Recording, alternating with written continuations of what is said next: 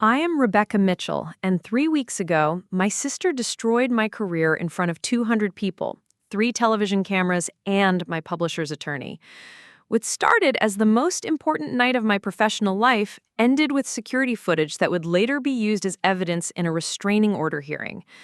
The leather-bound first edition of my debut novel that she hurled at my head missed by inches, shattering the window behind me and sending glass cascading onto the signing table where my dreams had been coming true just moments before. I'd love to know which corner of the globe you're watching from, and if this story speaks to you, make sure to subscribe. Tomorrow's video is one you absolutely can't miss. Nobody in that crowded Barnes & Noble in downtown Chicago could have predicted that my own sister would storm past the velvet ropes, overturn my carefully arranged display, and scream accusations that would make headlines in Publishers Weekly the next morning. When Miranda Publishing's legal counsel, who had been quietly observing from the back of the store, stepped forward with his business card already in hand, I realized this wasn't just family drama anymore. This was about to become a very public, very legal nightmare. The truth about my family had been carefully buried beneath years of literary achievements, glowing reviews, and the polished image of a successful author. But some secrets have a way of exploding at the worst possible moment, and mine chose the night when everything I had worked for was finally within reach. Growing up in Riverside, Illinois, a tree-lined suburb 20 minutes west of Chicago, our family appeared to embody intellectual success. My parents, Dr. Patricia Mitchell and Professor James Mitchell, were both respected academics at Northwestern University. My mother taught comparative literature, while my father headed the psychology department. Our Victorian house on Oak Street was filled with books, classical music, and the constant hum of scholarly conversation. From the outside, we were the family other parents pointed to as an example. The Mitchells have raised such accomplished daughters, neighbors would say, watching my mother tend to her prize-winning garden while discussing her latest research paper. My father's reputation as a published psychologist specializing in family dynamics only added to our image of domestic harmony. We attended gallery openings, literary events, and university functions where my parents were treated with the reverence reserved for true intellectuals. But behind our mahogany bookshelves and Persian rugs, a different story was unfolding. My sister Cassandra, 18 months older than my 28 years, had always existed in a world where her needs, her feelings, and her ambitions took absolute precedence over mine. While I spent countless hours reading in my room, scribbling stories in notebooks I hid under my mattress, Cassandra commanded center stage in every family gathering, every dinner conversation, every moment of our parents' attention. Where I was quiet and observant, Cassandra was dramatic and demanding. Where I found solace in books and writing, she craved an audience for her theatrical outbursts and grand pronouncements about her artistic vision.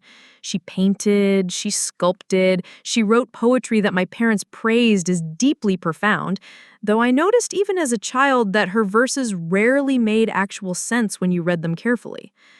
The earliest memory I have of Cassandra's need to control my success was when I was 12 years old. I had written a short story for my English class about a girl who discovered a secret door in her grandmother's attic.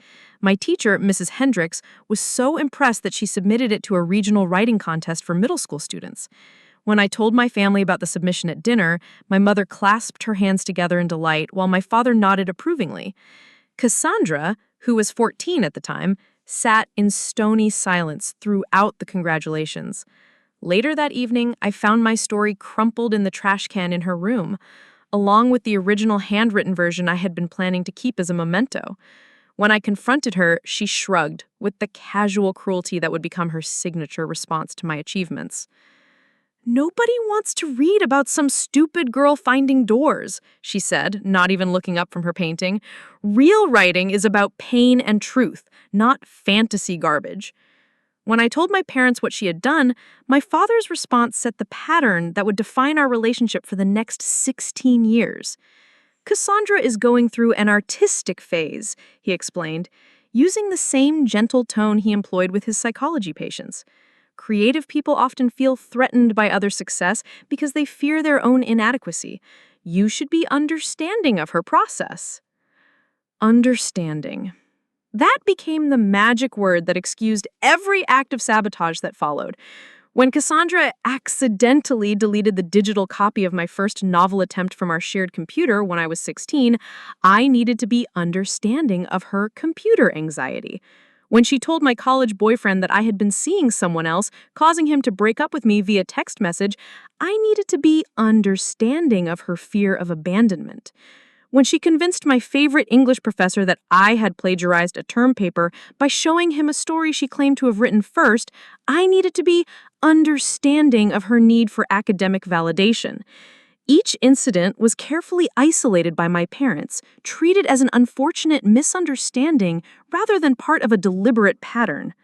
My mother, despite her expertise in analyzing literature for hidden meanings and psychological subtext, seemed incapable of recognizing the narrative arc of destruction that Cassandra was weaving through my life. My father, who built his career on understanding dysfunctional family dynamics, consistently framed Cassandra's behavior as a cry for help rather than a calculated campaign of undermining. College provided my first real escape from Cassandra's shadow. I chose DePaul University in Chicago, partly for its excellent English program, but mostly because Cassandra had already committed to the University of Michigan for art school.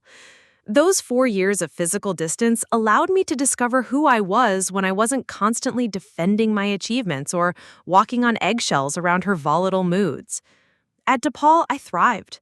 I joined the literary magazine, won 3 fiction contests, and completed my first serious novel as my senior thesis. My professors encouraged me to pursue publication, and by the time I graduated, I had a clear vision of my future as a professional writer.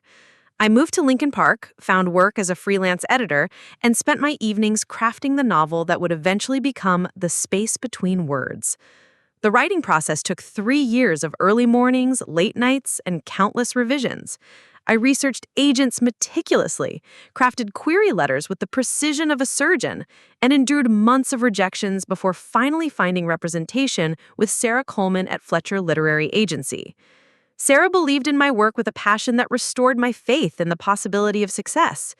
When Miranda Publishing offered a 2-book deal with an advance significant enough to let me quit freelancing and write full-time, I felt like I was finally stepping into the life I had always envisioned. The months leading up to publication were a whirlwind of editing sessions, marketing meetings, and the surreal experience of seeing my words transformed into an actual book with my name embossed on the cover. Throughout this entire journey, I had maintained minimal contact with my family. Cassandra had dropped out of art school halfway through her junior year and moved back home, where she spent her time creating what she called multimedia installations in our parents' basement. My mother described these projects as groundbreaking explorations of feminine rage, though from the few photos I saw, they appeared to be collections of broken mirrors and torn magazines arranged around mannequin heads. I sent my parents advance copies of my novel along with the invitation to my book launch party, scheduled for a Thursday evening at the Barnes & Noble in downtown Chicago. The event was being hosted by Miranda Publishing as part of their new author showcase series, and they had arranged for local media coverage, including a segment for the morning news show. My editor, Catherine Walsh, had spent weeks coordinating every detail to ensure maximum exposure for my debut. What I hadn't expected was the email I received from my father 2 days before the event. "Cassandra has been going through a particularly difficult period," he wrote. "She feels that your success highlights her own struggles with finding her artistic voice. Your mother and I think it would be healing for the family if you publicly acknowledged her influence on your creative development during your reading. Perhaps you could dedicate the book to her or mention how her artistic vision shaped your own." I stared at that email for 20 minutes, feeling the familiar weight of expectations settling onto my shoulders. Even now, on the verge of my greatest professional achievement, I was being asked to diminish myself to accommodate Cassandra's feelings. The suggestion that I should credit her for the influence she had never provided or dedicate my book to someone who had actively tried to prevent me from writing felt like a betrayal of everything I had worked to accomplish. I crafted a careful response explaining that the book was already dedicated to my professors and mentors, that the program for the evening was already printed, and that I hoped they would simply come and enjoy celebrating this milestone with me. I thought my diplomatic approach had settled the matter. I was wrong. The night of my book signing arrived with the crisp energy of October in Chicago. I had spent the afternoon at a spa, getting my hair styled and my makeup done professionally for the television cameras. My black dress, chosen specifically for the occasion, made me feel sophisticated and confident as I walked into the Barnes & Noble at 6:30 for final preparations. The store had been transformed for the event. A raised platform had been installed near the literature section, surrounded by elegant displays of my novel. Flower arrangements provided by Miranda Publishing added splashes of color throughout the space, and a professional photographer was testing lighting angles for the media coverage. Catherine Walsh greeted me with a warm hug and walked me through the evening's schedule. A brief introduction by the store manager, my reading from Chapter 3, a Q&A session, and then the signing portion where readers could purchase books and have them personalized. By 7:15, when the event was scheduled to begin, nearly 200 people had gathered. I recognized some faces from the literary community, book bloggers who had received advance copies, and friends who had driven in from various parts of the city to support me. The energy in the room was electric with anticipation, and I felt a surge of gratitude for everyone who had chosen to spend their evening celebrating my achievement. My parents arrived precisely at 7:20, taking seats in the third row with the slightly uncomfortable expression they wore at any event that wasn't academic in nature. I waved at them from the platform, genuinely happy that they had come despite our recent email exchange. Cassandra was notably absent, which I assumed meant she had chosen not to attend rather than deal with her conflicted feelings about my success. The store manager, an enthusiastic woman named Jennifer Ross, introduced me with glowing praise for my novel and its exploration of human connection in the digital age. As I stepped up to the podium, adjusted the microphone, and looked out at the sea of expectant faces, I felt a profound sense of arrival. This was the moment I had dreamed of since I was 12 years old, writing stories in secret and believing that someday, somehow, people would want to read my words. A lot of love and effort went into bringing this story to life. If you're enjoying it, we'd be so grateful if you'd subscribe to our channel. Now, back to where we left off. I opened my book to the carefully bookmarked page and began reading the passage I had rehearsed dozens of times. My voice carried clearly through the store's sound system, and I could see people leaning forward, genuinely engaged with the story I was sharing. The words flowed smoothly, and I felt the particular magic that happens when a room full of strangers becomes connected through shared narrative. That was when the front door burst open with enough force to make the security alarm briefly sound before cutting off. Cassandra stood in the entrance like an avenging angel, her wild hair framing a face twisted with fury. She wore torn jeans, a paint-stained sweater, and combat boots that announced her presence with every heavy step as she strode through the crowd toward my platform. The silence that followed Cassandra's entrance stretched for what felt like an eternity, but was probably only 3 seconds. I watched her scan the room with the predatory focus of a hunter who had finally cornered her prey. The microphone in my hand suddenly felt impossibly heavy, and I realized that every camera in the room was now capturing not my triumphant literary debut, but whatever storm was about to break. "Continue reading, Rebecca," Catherine Walsh called softly from her position near the front row, her voice carrying the authority of someone who had managed countless author events. "We're all here to celebrate your achievement." But Cassandra was already moving through the crowd, her presence creating ripples of confusion as people turned to follow her progress. I caught sight of a man in an expensive navy suit near the back of the store, his attention focused entirely on the unfolding scene rather than trying to navigate away from potential drama like everyone else. Something about his stillness and watchful expression made me file his presence away for later consideration. I attempted to return to my reading, but my voice caught on the first word. The passage I had rehearsed so meticulously now seemed foreign, the carefully chosen sentences feeling clumsy in my mouth. Cassandra had stopped about 10 feet from the platform, close enough that I could see the manic glitter in her eyes that I had learned to recognize as a warning sign during our childhood. "What a touching scene," she announced, her voice carrying clearly through the store despite the lack of a microphone. "My baby sister, reading from her little book to all these nice people who have no idea who she really is." The audience shifted uncomfortably, unsure whether this was some kind of planned performance art or a genuine disruption. I saw my mother rise slightly from her seat before my father placed a restraining hand on her arm. Even from the platform, I could read the familiar expression of resignation that crossed his face. The look of a man who had been managing Cassandra's public outbursts for 30 years and knew that intervention would only escalate the situation. "Cassandra," I said quietly, hoping the microphone wouldn't pick up my words but knowing it would anyway. "This isn't the place for whatever you're dealing with." She laughed, sound like breaking glass that made several people in the front rows visibly flinch. "Oh, but it's exactly the place, isn't it? Here you are, basking in all this attention for your brilliant novel about human connection and authentic relationships. Should I tell them how authentic you really are, Rebecca?" The store manager appeared in my peripheral vision, her earlier enthusiasm replaced by the professional concern of someone trying to decide when a situation had crossed the line from manageable to requiring security intervention. I gave her what I hoped was a reassuring nod, though my hands were trembling enough that I had to grip the podium to steady myself. "Why don't you tell me what's bothering you?" I said, employing the same calm tone my father used with his most volatile patients. "We can talk about this after the event." "After the event," Cassandra repeated, her voice dripping with mock sweetness. "Of course, everything always has to wait until after Rebecca's big moment, doesn't it? Well, I'm tired of waiting. I'm tired of watching you steal everything that should have been mine."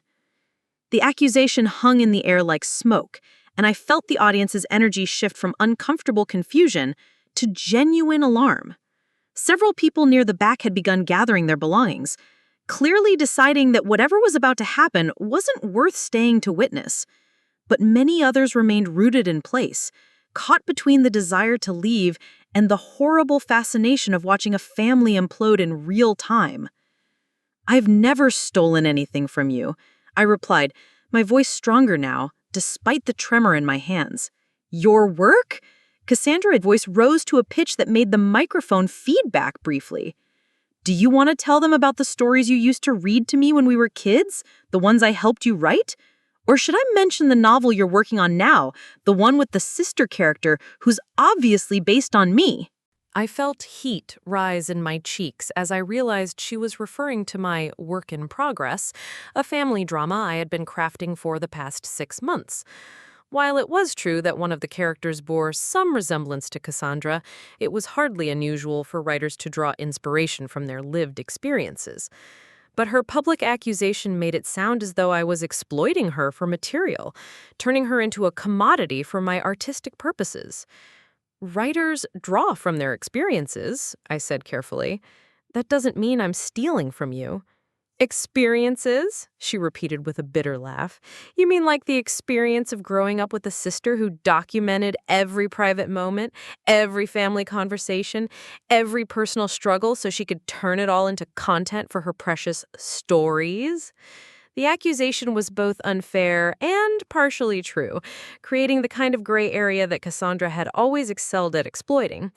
Yes, I observed my family with a writer's eye, noting the dynamics and tensions that might translate into fictional scenarios, but I had never violated anyone's privacy or shared genuinely confidential information. The line between inspiration and exploitation was one I had always tried to navigate carefully, but Cassandra's public challenge made my writerly habits sound predatory and calculating. Catherine Walsh had moved closer to the platform, her phone in her hand as she typed what I assumed were urgent messages to someone from Miranda Publishing's crisis management team. The photographer who had been documenting the event for promotional purposes had lowered his camera, apparently recognizing that these were not the kind of images the publisher would want associated with my book launch. "I think we should take a break," I announced into the microphone, trying to regain control of the situation. "Perhaps we can resume in a few minutes once we've had a chance to address this family matter privately." But Cassandra wasn't finished. She had climbed onto a chair someone had vacated, giving her a better vantage point to address the crowd directly. Don't you want to know the real story behind her touching novel about sisters finding their way back to each other? Don't you want to know about the therapy sessions she recorded without my permission, the private journals she read when I wasn't home, the eating disorder she turned into a subplot? Each accusation hit like a physical blow, not because they were entirely accurate, but because they contained just enough truth to be believable. I had never recorded therapy sessions, but I had taken notes after family meetings with counselors when we were teenagers. I had never read her private journals, but I had accidentally seen some pages when they were left open on her desk. And while I had never written directly about her eating struggles, I had included a character who dealt with similar issues because it was territory I understood. "That's not true," I said, but my voice lacked conviction. In the face of Cassandra's passionate accusations, my denial sounded weak and rehearsed. "Show them the dedication page," Cassandra commanded, pointing at the display of books near the platform. "Show them how you dedicated your book to your mentors and professors while completely erasing the person who lived through half of the experiences you wrote about." The man in the navy suit had moved closer during Cassandra's speech, and I noticed that he was no longer just observing, but taking notes in a small leather notebook. His presence added an ominous weight to the situation, suggesting that this public confrontation might have consequences beyond simple family embarrassment. My mother finally stood up, her academic composure cracking under the pressure of watching her daughters tear each other apart in public. "Cassandra, please," she called out, her voice carrying the authority of a professor addressing a disruptive student. "This is not the appropriate venue for these concerns." "When is the appropriate venue?" Cassandra shot back, turning her fury toward our mother. "When has this family ever been willing to have an honest conversation about how Rebecca built her entire career on exploiting the rest of us?" The word exploiting seemed to echo through the store, and I felt the audience's perception of me shifting in real time.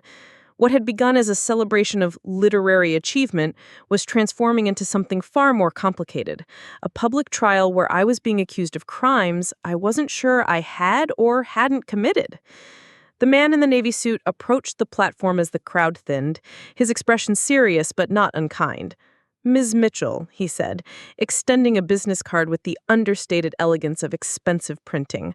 Miranda Publishing Legal Department was embossed in gold lettering beneath his name, and the weight of what that meant began to settle over me like a cold fog. This wasn't just a family embarrassment anymore. This was a potential threat to my publishing contract, my career, and everything I had worked to build. "We should speak privately," he continued, his voice low enough that the remaining stragglers couldn't overhear. "There are some allegations being made that need to be addressed before they gain any more traction." Cassandra had finally climbed down from her makeshift podium, but she wasn't retreating. Instead, she was moving through the scattered remnants of the audience, speaking in urgent tones to anyone who would listen. I caught fragments of her words. "Plagiarism, stolen material, family exploitation." Each phrase was like another nail being driven into the coffin of my reputation. Catherine Walsh approached with the grim efficiency of a battlefield medic. "Rebecca, we need to get you out of here. The news crew is still filming and social media is already picking this up." She showed me her phone screen, where #BookSigningMeltdown was beginning to trend on Twitter, complete with shaky video footage of Cassandra's accusations. But I found myself unable to move, paralyzed by the realization that this public confrontation was actually the culmination of a pattern that had been building for years. The signs had all been there. I had simply trained myself to ignore them, to normalize Cassandra's increasingly erratic behavior as just another manifestation of her artistic temperament. The pattern had intensified dramatically after I signed with my agent 18 months earlier. When I called home to share the news, Cassandra had been surprisingly supportive, congratulating me with what seemed like genuine enthusiasm. "It's about time someone recognized your talent," she had said, and I felt a warm surge of hope that maybe our relationship was finally maturing into something healthier. But within a week, she had started calling me daily with what she described as collaborative ideas for my novel. She wanted to contribute character sketches, plot suggestions, even entire scenes that she claimed had come to her in dreams. When I gently explained that my agent and I had already developed a clear vision for the book, she became hurt and accusatory. "I thought we were finally going to work together," she said during one particularly difficult phone call. "I've been writing too, you know. I have stories that are just as good as yours, maybe better, but I don't have your connections, your opportunities." I had tried to be supportive, encouraging her to pursue her own agent, offering to introduce her to contacts in the literary world. But each offer was met with resistance and resentment. She didn't want help finding her own path, she wanted to be included in mine. The situation escalated when my novel went out on submission to publishers.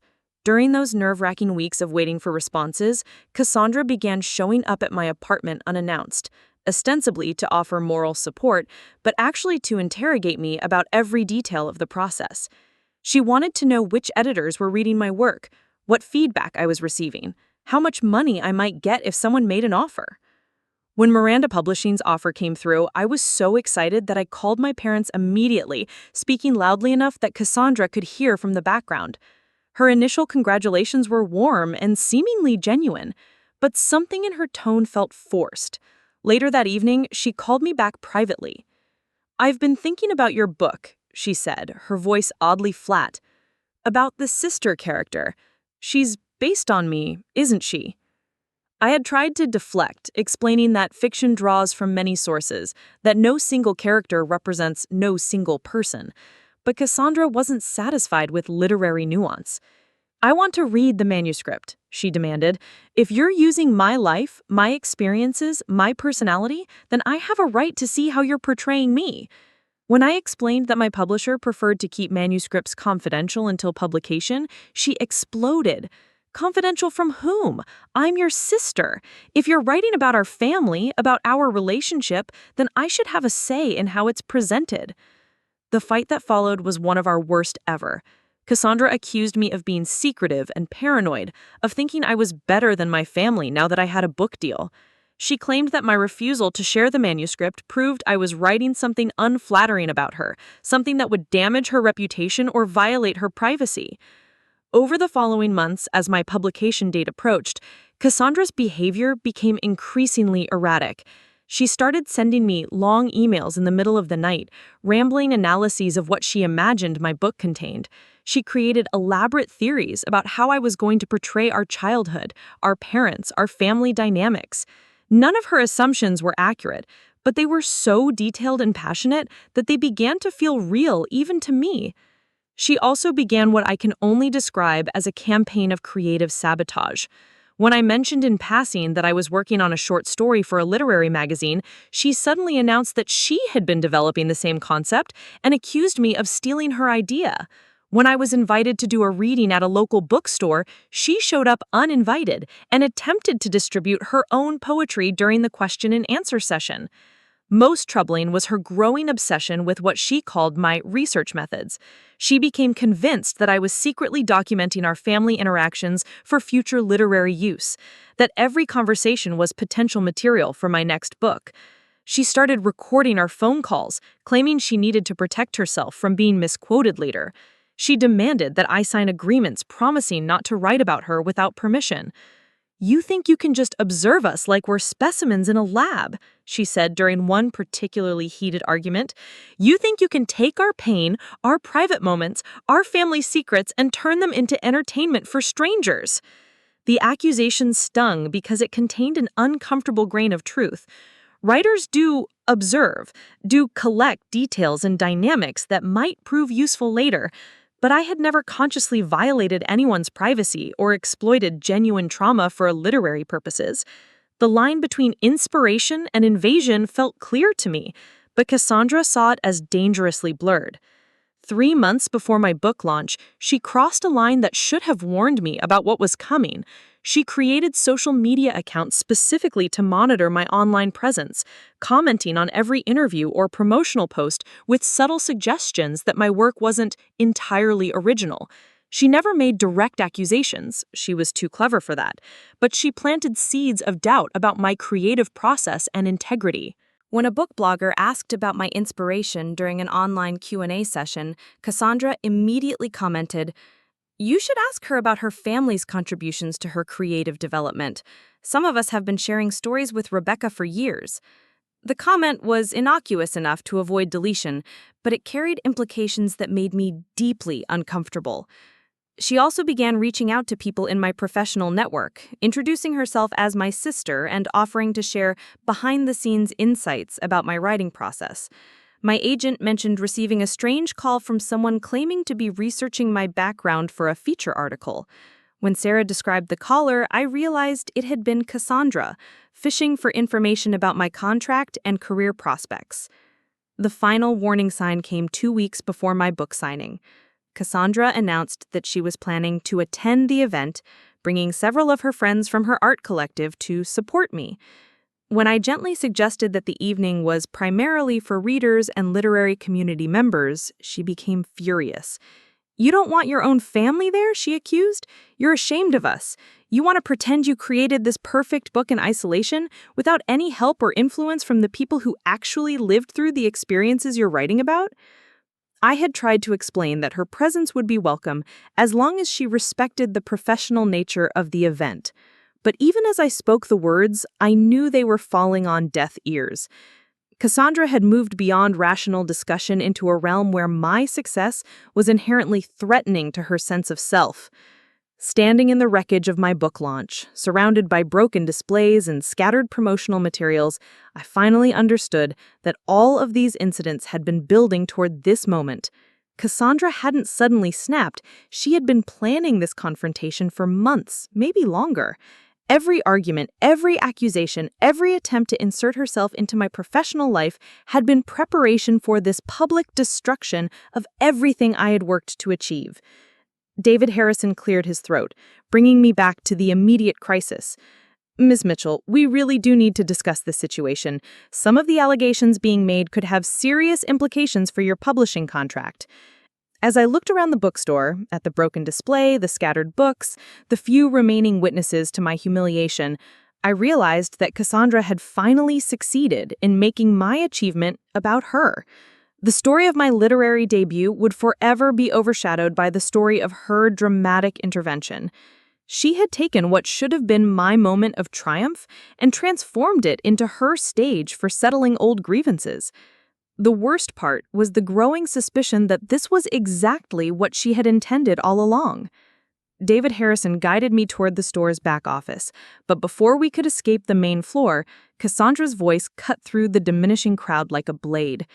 "Don't you dare walk away from me, Rebecca. We're not finished here."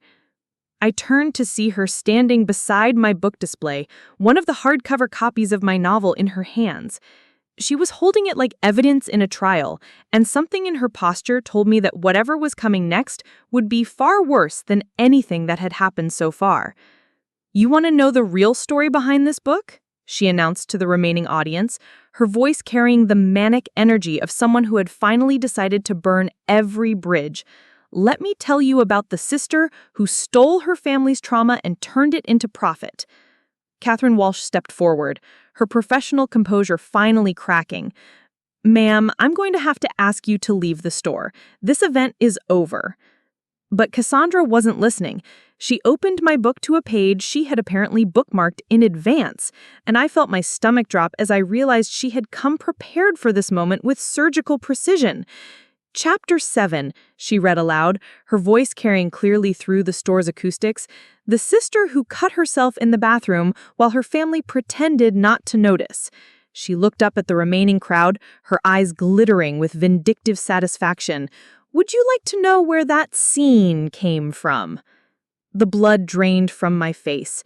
Chapter 7 contained a subplot about a character dealing with self-harm, written with the kind of authentic detail that could only come from close observation or personal experience. I had crafted it carefully, changing enough details to protect privacy while maintaining emotional truth.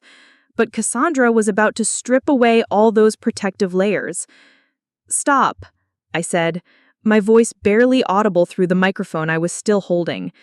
"Stop what?" she demanded. "Stop telling the truth? Stop talking about how you turned my darkest moments into entertainment? Stop explaining how you sat outside my bedroom door when I was 16, listening to me cry, taking notes for your precious stories?" Each word hit like a physical blow.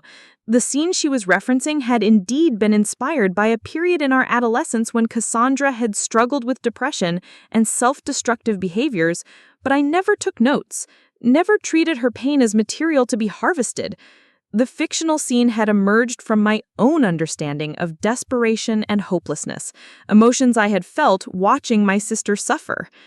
"That's not how it happened," I managed to say, but my voice lacked conviction. How could I explain the complex process by which lived experience becomes fictional narrative without sounding exactly like the exploitative observer she was painting me as? Chapter 12, she continued relentlessly, flipping to another marked page. The eating disorder that the parents ignored because it was easier than dealing with the truth. She looked directly at our mother, who had gone pale and was gripping my father's arm. Should I tell them about the family therapy sessions, about how Rebecca sat there taking mental notes while I was trying to get help? The crowd had thinned to perhaps 50 people, but those who remained were transfixed by the unfolding catastrophe. Some had their phones out, recording what was undoubtedly going to become a viral moment that would define my career in ways I never could have imagined. My father finally stood up, his psychological training kicking in despite the public nature of the crisis. "Cassandra, you're experiencing an episode. Let's go home and discuss this privately." "An episode," she laughed, the sound sharp enough to make people wince. "Is that your professional diagnosis, Dad? Just like when I was 17 and tried to tell you that Rebecca was documenting everything for her stories and you said I was being paranoid?" She turned back to the book, her movements becoming more frantic. Chapter 18, the family vacation where everything fell apart. The sister who had a breakdown on the beach while her parents discussed her like she wasn't even there. She looked up triumphantly. "Remember that vacation, Rebecca? Remember how you comforted me afterward, asked me all those gentle questions about how I was feeling? I thought you cared. I thought you were finally being a real sister." The memory she was referencing hit me like a punch to the solar plexus. It had been a family trip to Cape Cod the summer before my senior year of college. Cassandra had indeed had a difficult emotional breakdown, triggered by our parents' constant criticism of her life choices. I had spent hours with her afterward, listening to her pain, trying to offer support and understanding. The idea that she had interpreted my genuine care as data gathering for future fiction was devastating. But even worse was the realization that she might be partially right. Writers do absorb and process experiences differently. Had some part of my mind been cataloging details even while I was trying to comfort her? "You're twisting everything," I said, but the words sounded hollow even to me. David Harrison had been taking notes throughout this entire exchange, and I noticed that his expression had grown increasingly grave. Whatever legal implications he had initially been concerned about were clearly expanding by the minute. Cassandra wasn't finished. She had reached the part of my novel that dealt with family secrets, the chapters that explored how dysfunction can masquerade as normalcy for generations. These were the sections I was most proud of, the places where I felt I had achieved genuine insight into the complexity of family relationships. "The family that looked perfect from the outside," she read, her voice dripping with sarcasm. "The parents who were so concerned with their reputation that they ignored their children's obvious signs of distress. The daughter who learned to smile and perform while dying inside." She slammed the book shut and looked directly at me. "Tell them, Rebecca. Tell them how you interviewed our grandmother before she died, how you asked her about Dad's childhood, about the family patterns that got passed down. Tell them how you recorded those conversations." This accusation was different from the others because it was completely true. I had indeed spoken extensively with our grandmother during her final months, asking her about family history and generational patterns. She had been happy to share stories, and I had asked her permission to record some of our conversations for preservation. But I had never told her that some of what she shared might eventually find its way into my fiction. Grandma Rose loved telling those stories, I said weakly. Did you tell her you were going to turn them into a novel? Did you explain that her private memories about Dad's abuse from his father were going to become plot points in your book? The gasp that went through the remaining audience was audible. Cassandra had just revealed family information that was genuinely private, genuinely damaging. My grandfather's alcoholism and violence had been a carefully guarded family secret, something that had shaped my father's psychology, but was never discussed openly. I saw my father's face crumple as this most protected piece of family history was exposed to strangers. My mother covered her face with her hands, finally understanding that this confrontation was destroying more than just my book launch. It was shattering the carefully maintained boundaries that had held our family together. You had no right, I whispered, but I wasn't sure if I was talking to Cassandra about her revelations or to myself about my use of family material. You had no right? She screamed, her composure finally completely shattered. What about my rights? What about my privacy? What about my story that you stole and sold? She hurled my book toward the platform with enough force that it struck the microphone stand, sending electronic feedback shrieking through the store. The sound was like a physical manifestation of the chaos that had consumed what should have been my perfect evening. Security guards were finally approaching, called by the store manager who had reached the end of her tolerance for public disruption. But as they moved toward Cassandra, she pulled something from her bag that made everyone freeze. It was a thick manila folder, stuffed with what looked like hundreds of pages of documents. "You want to know how long she's been planning this exploitation?" she announced. "I have copies of everything, every conversation she recorded, every family photo she scanned, every journal entry she photographed when she thought I wasn't looking." The folder represented evidence of violations I wasn't even sure I had committed. Had I photographed her journal entries? I genuinely couldn't remember. Had I recorded conversations beyond the ones with our grandmother? The lines between research, inspiration, and invasion were blurring in my mind. "I'm calling a lawyer," she declared, clutching the folder against her chest like a shield. "Everyone's going to know exactly how this book was really written." As the security guards finally reached her, as my parents sat in stunned silence, as the remaining audience members captured every moment on their phones, I realized that Cassandra had succeeded beyond her wildest expectations. She hadn't just disrupted my book signing, she had potentially destroyed my entire career with accusations that were devastating because they contained elements of truth. The breaking point hadn't been a single moment. It had been the systematic exposure of every uncomfortable question about inspiration versus exploitation that haunts every writer who draws from personal experience. The aftermath of Cassandra's explosive revelation left the bookstore in a state of stunned silence, broken only by the whispered conversations of the remaining witnesses and the electronic buzz of phones recording every moment. As security guards approached my sister, David Harrison stepped forward with the calm authority of someone accustomed to managing legal crises. "Before anyone says anything else," he announced clearly, "I need to inform everyone present that this conversation is being recorded for legal purposes, and any statements made could be used in future proceedings." His words had an immediate sobering effect. Cassandra, who had been clutching her manila folder like a weapon, suddenly looked uncertain.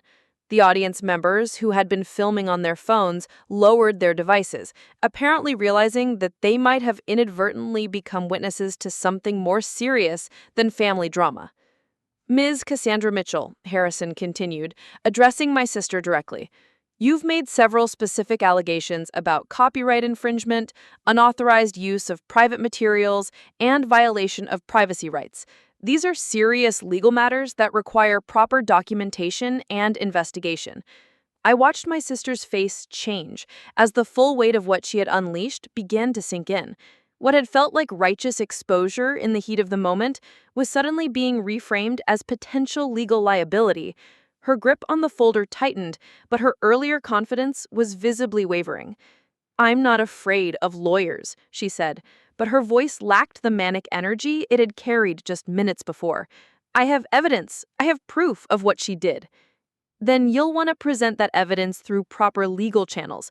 Making unsubstantiated public accusations could expose you to defamation liability, regardless of what you believe you can prove." Catherine Walsh had been coordinating with the store manager and local police who had arrived as backup for the security guards.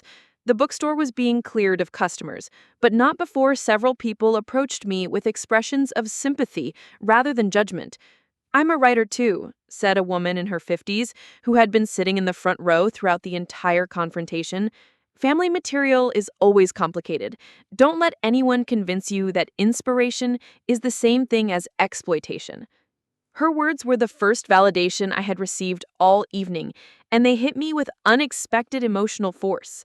I realized that during Cassandra's accusations, I had begun to question my own integrity, wondering if I really was the predatory observer she had painted me as. Another audience member, a young man who introduced himself as a journalism student, offered a different perspective. "I've been recording everything for a media literacy project. Your sister's accusations kept changing and contradicting themselves. She claimed you recorded conversations without permission, then said you photographed her journals, then said you interviewed your grandmother. Those are three completely different activities with different legal implications." His observation helped me begin to see what probably Harrison had noticed immediately. Cassandra's accusations, while emotionally devastating, were legally inconsistent and potentially unprovable. She had thrown out multiple theories about how I had supposedly violated her privacy, but without coherent evidence linking specific passages in my novel to specific violations. Dr. Elena Vasquez, a psychiatrist who had been attending the event as a literary fan, approached our small group with professional concern. I couldn't help but observe the interaction patterns. What I witnessed suggests a long-standing family dynamic where one person's achievements trigger disproportionate responses from another family member. This isn't about plagiarism, this is about pathological jealousy. Her clinical assessment provided another framework for understanding what had just happened. While I had been drowning in guilt and self-doubt, trained professionals were recognizing Cassandra's behavior as problematic rather than justified. Harrison had been taking detailed notes throughout these interactions, and when the bookstore was finally cleared of customers, he gathered the key witnesses, myself, my parents, Catherine, and Dr. Vasquez, for what he called preliminary fact-gathering. "Let's start with the specific claims," he said, opening his notebook. "Miss Cassandra Mitchell alleged that recordings were made without consent. Miss Rebecca Mitchell, do you have any recordings of your sister?" "Only the conversations with my grandmother," I replied, and she knew I was recording those. She actually asked me to record them so the family would have the stories preserved. "Do you have her consent on the recordings themselves?" I nodded. She says at the beginning of each session that she's happy to be sharing these stories for the family archive. Harrison made a note. "What about photographs of private documents or journals?" This question made me pause. Had I ever photographed Cassandra's journals? I genuinely couldn't remember doing so, but the accusation had been made with such conviction that I was doubting my own memory. "I may have photographed some family documents for preservation," I said carefully. "Old letters, photo albums, things like that. But I don't recall ever photographing anyone's private journals." My father, who had been silent since Cassandra's revelation about his childhood abuse, suddenly spoke up. "Rebecca asked permission before photographing anything. I remember because I helped her scan some of the older family documents. Everything was done openly, with family knowledge." His support surprised me. Despite years of enabling Cassandra's behavior, he was now providing crucial testimony that contradicted her accusations. Catherine Walsh had been reviewing the timeline of my book's development. "I've worked with Rebecca for 2 years," she said. "Her novel went through extensive editorial review at multiple stages.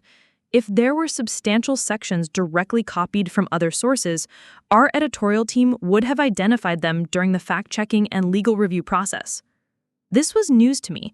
I hadn't realized that Miranda Publishing conducted legal reviews specifically looking for potential copyright or privacy violations. But it made sense. Publishers wouldn't risk liability by releasing books that contained unvetted personal material about real people. "What about the grandmother interviews?" Harrison asked. "Were any family members portrayed negatively without consent?" I thought carefully about this question. My novel did include a grandfather character who struggled with alcoholism, inspired by the stories my grandmother had shared. But I had changed enough details, location, time period, specific circumstances, that the character wouldn't be recognizable to anyone outside our immediate family. "Literary fiction requires inspiration from real life," Dr. Vasquez interjected. "The question isn't whether real experiences influence the work, but whether those experiences were used in a way that violates privacy or causes harm. Changing details and context is standard practice for protecting privacy while maintaining emotional authenticity." Harrison's questioning continued for another hour, and a clearer picture emerged of what actually happened versus what Cassandra had accused me of doing. Yes, I had drawn inspiration from family experiences, but I had done so within the normal bounds of literary practice. I had sought permission for recordings, changed identifying details in my fiction, and undergone professional editorial review. Most importantly, the manila folder that Cassandra had brandished as evidence turned out to be largely irrelevant. When Harrison requested to examine its contents, we discovered it contained mostly printed emails between Cassandra and I discussing her concerns about my book, along with some photos of family documents that I had openly shared with relatives for preservation purposes. "This folder actually supports Miss Rebecca Mitchell's version of events," Harrison concluded. "It shows that concerns were raised and discussed openly, that materials were shared with family knowledge, and that no covert documentation occurred." The revelation that her evidence actually contradicted her accusations seemed to deflate Cassandra completely. She had been so convinced of her own narrative that she hadn't realized her documentation proved the opposite of what she intended. My mother, who had been struggling with the public exposure of family secrets, finally found her voice. "Cassandra has been struggling with Rebecca's success for months," she admitted. "We've been in family therapy trying to address her feelings of inadequacy, but we didn't realize how destructive her resentment had become." This was the first acknowledgement from either parent that Cassandra's behavior was problematic rather than justified. For years, they had framed my sister's actions as understandable responses to perceived slights, but the public nature of tonight's confrontation had apparently crossed a line that even they couldn't ignore. Dr. Vasquez offered her professional perspective on family dynamics. "What I observed tonight suggests a pattern of emotional dysregulation and projection. The accusations about exploitation may actually represent the accuser's own relationship with family material. Perhaps she has been considering writing about family experiences herself and projecting those intentions onto her sister." This insight hit uncomfortably close to home. Cassandra had always talked about writing, had always claimed to be working on various creative projects. Was it possible that her accusations reflected her own frustrated ambitions rather than genuine violations on my part? As the evening wound down and statements were documented, I felt a profound shift in how I understood both my family relationships and my own integrity as a writer. The validation from publishing professionals, legal counsel, and mental health experts had helped me see that Cassandra's accusations, while emotionally devastating, were not grounded in legitimate grievances, but in pathological jealousy and projection. The truth that emerged wasn't perfect. Family inspiration always involves complex ethical questions, but it was far different from the predatory exploitation that Cassandra had described. I had written with care, sought appropriate permissions, and followed professional standards for protecting privacy while drawing from personal experience. Most importantly, I was no longer facing this crisis alone. 3 days after the disastrous book signing, I found myself sitting across from David Harrison in the sleek conference room of Miranda Publishing's Chicago office, surrounded by documents that would determine the future of my career. The mahogany table reflected the morning sunlight streaming through floor-to-ceiling windows, creating an atmosphere of serious business that matched the gravity of our situation. The good news, Harrison began, spreading out a series of legal briefs, is that our preliminary investigation supports your account completely. The concerning news is that your sister has retained counsel and is threatening to file multiple lawsuits against both you and Miranda Publishing. Catherine Walsh, who had barely slept since Thursday evening, looked haggard but determined. We've received cease and desist orders demanding that we halt distribution of your book, remove it from stores, and issue public statements acknowledging what she calls unauthorized appropriation of private family material. The weight of these demands settled over me like a suffocating blanket. Everything I had worked for, the book deal, the carefully planned marketing campaign, the literary career I had dreamed of since childhood, was hanging in the balance because of Cassandra's accusations. What exactly is she claiming? I asked, though I dreaded the answer. Harrison consulted his notes. Her attorney, a personal injury lawyer named Marcus Sterling, has filed a formal complaint alleging invasion of privacy, copyright infringement on what she claims are her personal stories, defamation through fictional portrayal, and something called commercial exploitation of family trauma. Each charge felt like a separate blow. Can she actually win any of these cases? Extremely unlikely, Harrison replied with the confidence of someone who specialized in publishing law. But that doesn't mean the process won't be expensive, time-consuming, and potentially damaging to your reputation. Even frivolous lawsuits require responses, court appearances, and significant legal fees. Miranda Publishing's senior legal counsel, Victoria Chen, joined us via video conference from their New York headquarters. Her presence on the call indicated just how seriously the publisher was taking this threat. We've dealt with similar cases before, she explained, her voice crisp and professional. Family members occasionally attempt to claim ownership over fictional works that draw inspiration from shared experiences. The law is quite clear that general life experiences cannot be copyrighted and that authors have broad protection under First Amendment principles. However, and I felt my stomach drop at that word, the public nature of your sister's accusations creates additional complications. We're seeing social media discussions questioning the ethics of your book, and several book bloggers have posted think pieces about consent in autobiographical fiction. Catherine pulled up her laptop and showed me the Twitter trends that had emerged over the weekend. #Bookgate was gaining traction, with passionate arguments on both sides about writers' rights versus family privacy. My novel, which had been building positive momentum before Thursday's disaster, was now at the center of a contentious debate about literary ethics.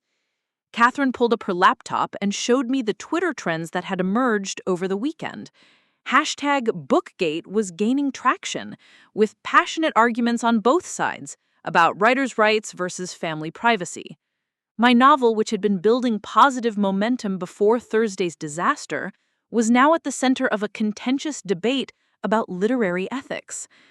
Some people are defending you, Catherine noted, scrolling through responses. Other authors are sharing their own experiences with family members who felt exploited by fictional works. But there's a vocal group calling for boycotts and demanding that publishers require family consent for any work drawing from personal experience. The irony wasn't lost on me that Cassandra's public accusations had created exactly the kind of attention she had always craved, just not in the way she had intended. She had successfully made herself the center of a national conversation about literature and family boundaries. Victoria Chen outlined Miranda Publishing's response strategy. We're going to fight this aggressively on multiple fronts. First, we've commissioned an independent analysis of your novel by literature professors specializing in autobiographical fiction. They'll document how your work follows standard literary practices for transforming personal experience into fiction. Harrison opened another folder containing what looked like academic papers. We've already received preliminary assessments from Dr. Margaret Foster at Northwestern and Professor Richard Davies at the University of Chicago. Both conclude that your novel represents typical autobiographical fiction rather than exploitation of specific individuals. Second, Chen continued, we're preparing a detailed timeline of your writing process, including editorial correspondence, revision notes, and documentation of your research methods.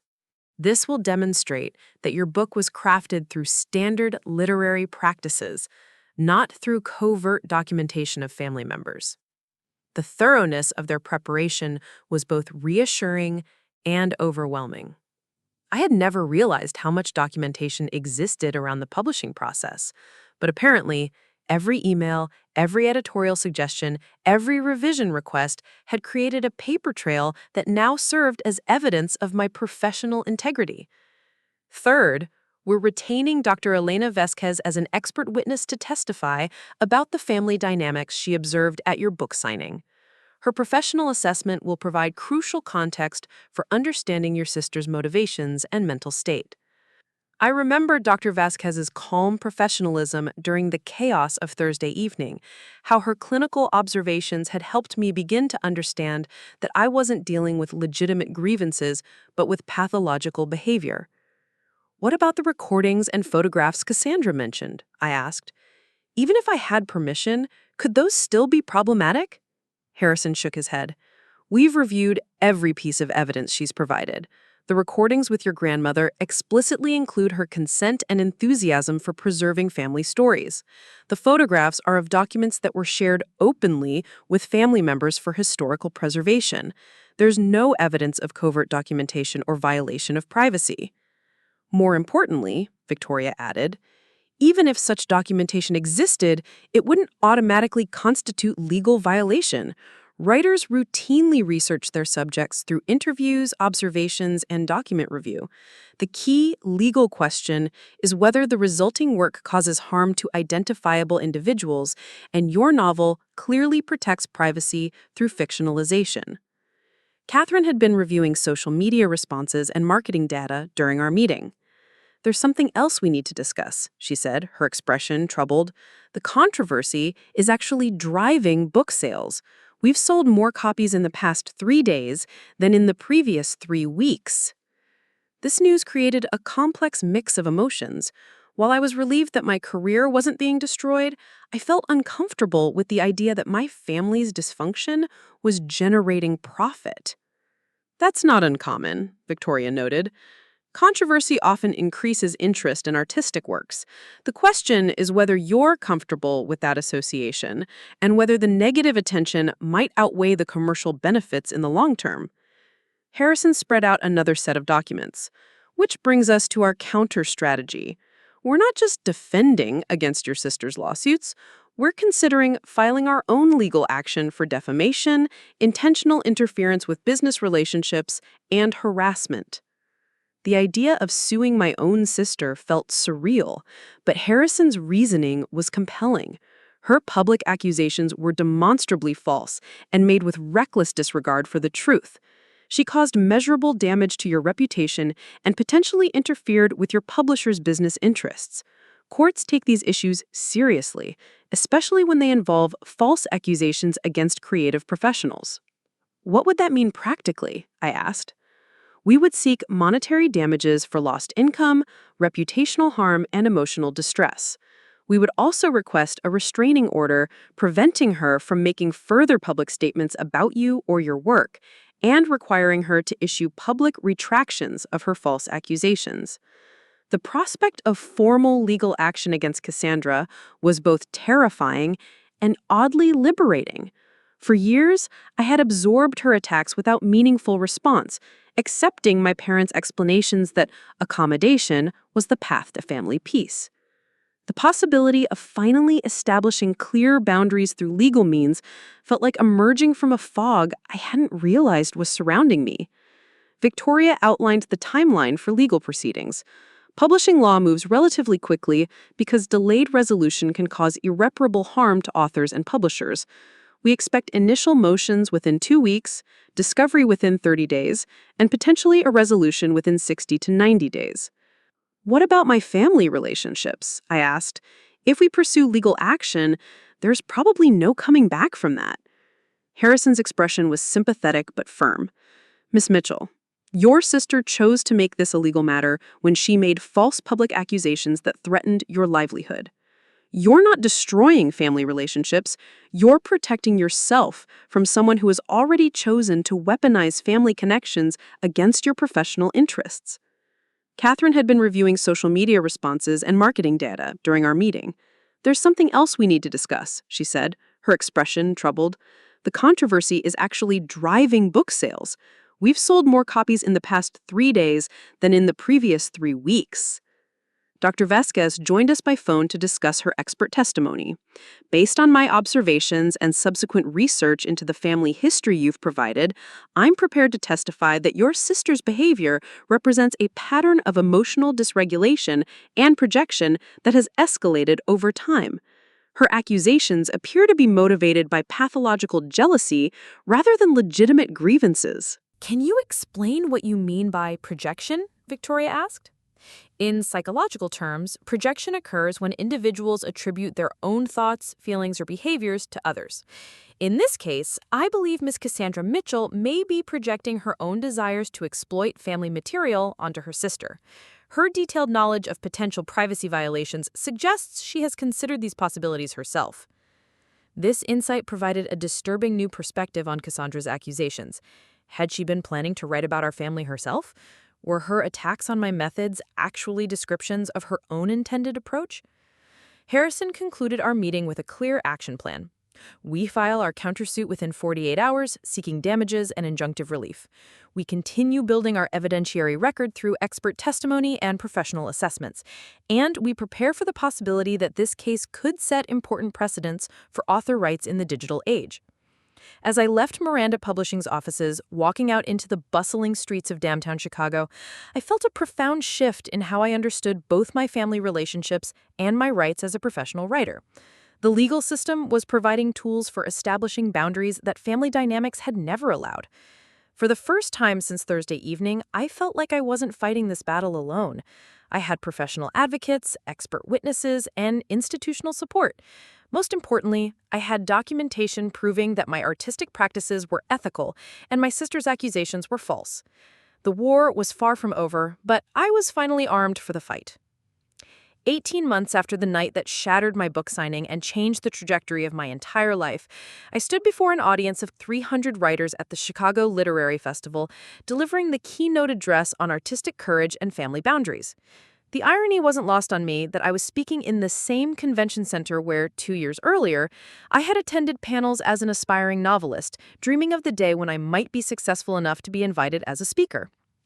The legal battles were now ancient history, concluded with a settlement that had exceeded even David Harrison's most optimistic predictions. Cassandra's frivolous lawsuits had been dismissed with sanctions, meaning she was required to pay our legal fees, in addition to the $125,000 in damages the court awarded for defamation and intentional interference with my business relationships. The restraining order remained in effect for another 3 years, creating a protective barrier that had allowed me to rebuild my life without the constant threat of sabotage. But the monetary victory, satisfying as it had been, paled in comparison to the personal transformation that had emerged from being forced to defend my right to exist as an independent creative professional. The woman who had once accommodated family dysfunction to maintain artificial peace had evolved into someone who could articulate complex boundaries with clarity and enforce them without guilt. My second novel, Breaking Boundaries, had become a bestseller not despite the controversy surrounding my family situation, but because of how authentically it explored themes of creative independence and toxic family systems. Readers connected with the protagonist's journey from accommodation to empowerment, recognizing their own struggles in her story of breaking free from pathological family dynamics. The success had opened doors I never could have imagined. My literary agent, Sarah Coleman, had negotiated a 3-book deal worth 7 figures, with Miranda Publishing eager to capitalize on my growing reputation as a voice for creative professionals facing family interference. Foreign rights had been sold in 26 countries, and Netflix had optioned Breaking Boundaries for a limited series that would explore family trauma and artistic liberation. More importantly than commercial success, I had found my authentic voice as both a writer and a public advocate. The dozens of interviews, panel discussions, and speaking engagements had taught me to articulate ideas about family loyalty, creative freedom, and the difference between inspiration and exploitation with a precision that served both my artistic and advocacy work. Family loyalty, I told the Chicago Literary Festival audience, becomes toxic when it requires you to diminish your authentic self to accommodate someone else's pathology. Real love supports growth, celebrates achievement, and respects boundaries. Anything else is manipulation disguised as affection. The standing ovation that followed confirmed what I had learned through painful experience. My story resonated with creative professionals because family interference with artistic pursuits was far more common than most people realized. The emails I received after every public appearance told similar stories of siblings who sabotaged gallery openings, parents who undermined publishing contracts, and spouses who weaponized family loyalty against creative achievement. This recognition had led to the development of my consulting practice, Creative Independence Legal Advocacy, which I operated alongside my writing career. Working with David Harrison, who had become both a professional colleague and trusted friend, we provided legal guidance and strategic support for artists facing family-based harassment or interference. Our client base had grown to include painters whose families demanded ownership stakes in their work, musicians whose relatives claimed credit for songs, and writers whose family members threatened lawsuits over fictional portrayals. The cases followed predictable patterns: initial accommodation from the artist, escalating demands from family members, public confrontations designed to damage careers, and finally legal intervention to establish protective boundaries. What you experienced was actually a blessing, Dr. Elena Vasquez had observed during one of our ongoing therapy sessions. Most people spend decades trapped in these dynamics without ever reaching the breaking point that forces change. Your sister's public meltdown accelerated a process that might otherwise have taken years to unfold. She was right. The dramatic nature of Cassandra's book-signing disruption had compressed what could have been a lifetime of gradual erosion into a single crisis that demanded immediate resolution. The intensity of the experience had been traumatic, but it had also been clarifying in ways that slow-burn family dysfunction rarely achieves. My relationship with my parents had undergone a complete reconstruction based on accountability, professional insight, and mutual respect for boundaries. My father's psychological expertise, once corrupted by his emotional investment in family harmony, had become a valuable resource for understanding the dynamics that had shaped our household for decades. Cassandra exhibits textbook narcissistic personality disorder with borderline features, he had explained during one of our monthly family reconstruction sessions. Her inability to tolerate your independent success triggered what psychologists call narcissistic injury, a psychological wound that activated primitive defense mechanisms including projection, splitting, and vindictive behavior. His clinical analysis, freed from the constraints of paternal denial, had provided crucial insight into why accommodation had never worked. You can't negotiate with someone whose psychological functioning requires that you remain smaller than your authentic self. Trying to manage her emotional responses to your achievements was enabling a pattern that could only be broken through external intervention. My mother's transformation had been equally significant, but expressed through her academic expertise in literary analysis. She had written a scholarly paper titled Autobiographical Fiction and Family Consent: Ethical Considerations in Contemporary Literature that had been published in the Journal of Modern Literary Studies. Her research had concluded that requiring family approval for fictional works inspired by personal experience would effectively end autobiographical literature as a genre. I spent years trying to edit your relationship with Cassandra like I was revising a problematic manuscript, she had confessed during one of our increasingly comfortable conversations. I kept looking for ways to resolve the conflict through minor adjustments when what was actually needed was a complete rewrite of our family's operating principles. Their commitment to understanding their role in enabling Cassandra's behavior had extended to financial accountability. They had voluntarily contributed $50,000 toward our legal fees from our countersuit, acknowledging that their decades of minimizing Cassandra's aggression had created the conditions that made legal intervention necessary. They had also established a trust fund for my future children, explicitly stating that the money was intended to ensure that the next generation would have financial independence from family manipulation. We want your children to have resources that protect them from ever being dependent on family approval for their basic security, my father had explained. The gesture was particularly meaningful because it represented their recognition that financial vulnerability had made me more susceptible to family pressure throughout my early career. They understood that true independence required economic as well as emotional autonomy. Cassandra herself had become a distant figure whose impact on my daily life had dwindled to occasional updates from my parents about her continuing struggles with employment, relationships, and what they diplomatically called emotional regulation challenges. She had moved to Portland, then Seattle, then back to Portland, cycling through various jobs and living situations while apparently receiving ongoing therapy for her personality disorders. The restraining order meant that any communication had to be filtered through attorneys, but she had shown no interest in contact anyway.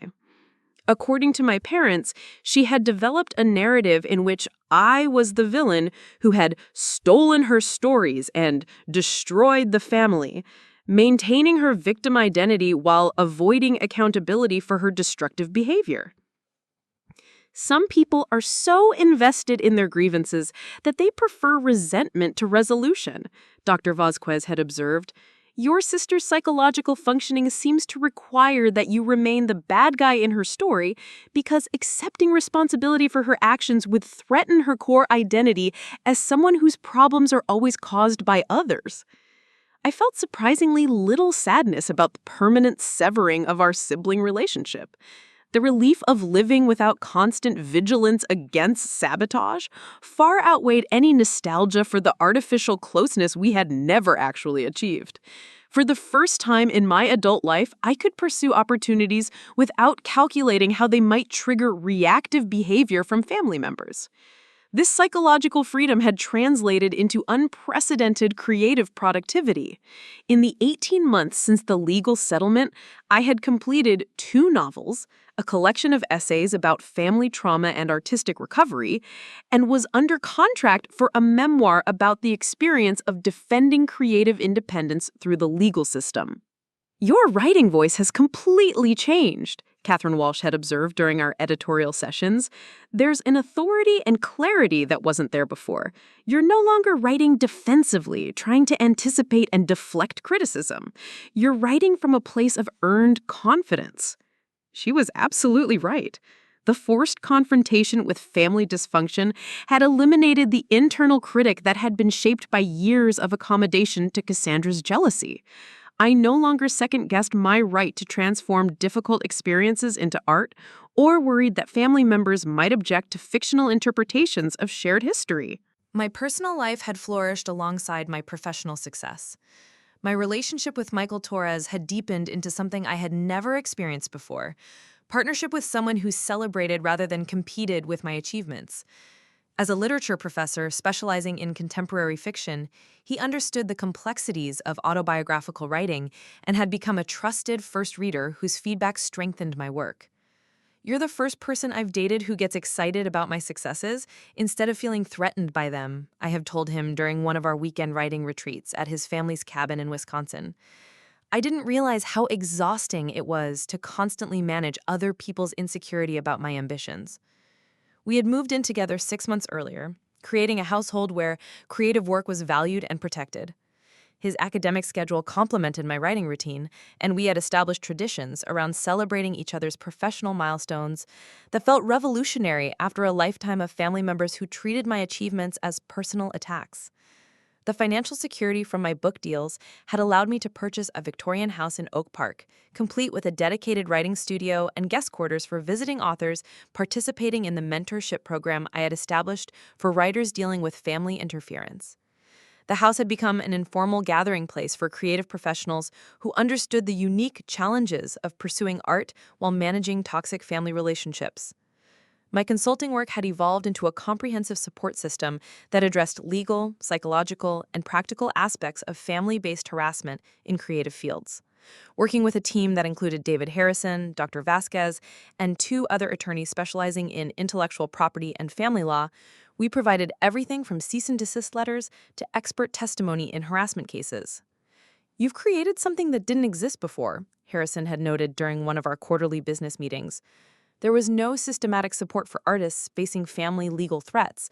Your experience exposed a gap in protective services that was affecting thousands of creative professionals." Our success rate in resolving family-based interference was remarkably high, partly because most threats evaporated when faced with competent legal response, but also because we had developed protocols for identifying and addressing the psychological patterns that typically preceded family sabotage. The educational component of my work had expanded to include workshops at universities, artist residencies, and professional conferences. Family, fiction, and legal protection had become a standard offering at writing conferences, helping authors understand their rights when drawing from personal experience, while providing practical strategies for managing family relationships around creative work. One of the most rewarding aspects of this advocacy was hearing from artists who had successfully established boundaries with family members before situations escalated to legal intervention. Emails from writers who had learned to recognize and deflect manipulation, painters who had stopped seeking family approval for their work, and musicians who had protected their creative process from familial interference, confirmed that education could prevent many people from experiencing the trauma I had endured. "Your story gave me permission to stop trying to make my mother happy with my choices," wrote a poet whose family had been pressuring her to abandon writing for a more practical career. "I realized that their discomfort with my success was their problem to solve, not mine to accommodate." Speaking engagements had become a significant part of my professional identity, with invitations to address audiences ranging from high school creative writing classes to corporate workshops on innovation and independence. Each presentation refined my understanding of how family dysfunction interferes with creative and professional achievement across all fields. The themes I explored, the difference between support and control, the importance of psychological independence, the right to pursue authentic expression without family approval, resonated with audiences far beyond the literary community.